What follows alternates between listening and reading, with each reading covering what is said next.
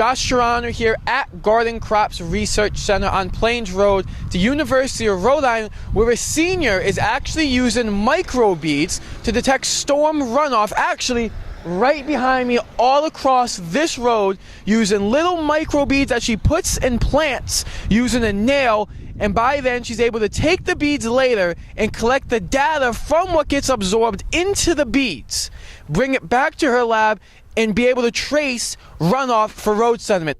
The microbead tracers were released at 6 sites along Plains Road on the University of Rhode Island campus. Plains Road is a great road to use due to its moderate to high use roadway that is actually paved with conventional asphalt. The glass beads can be effectively used as a tracer to predict the transport of sediment in stormwater system adjacent to the roads. There are also been visual evidence of coasting on the aged microbeads. Essentially, we have 3 different size fractions and colors. So our blue is the biggest size fraction that we have, and then red and white.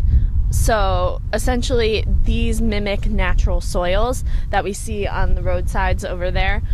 So we use these as a sediment tracer so that we are able to kind of trace where the sediment is going on the side of the road. You're really the first one to have done this from what we've seen from the university standards. So what news can you bring to us now from what you've been doing? Okay, so right now there's no real reliable way to trace roadside sediments or just sediments in general.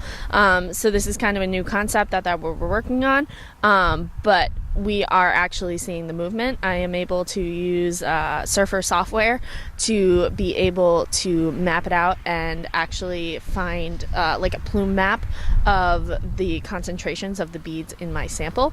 So we're actually able to, over time, during each round of sampling, actually see the progression and the movement of the beads through the site. So again, this was Tabatha Lewis, a major in environmental science, right here on Plains Road and the corner of 30 Acre Pond, right here at the University of Rhode Island. Thank you so much. Thank you.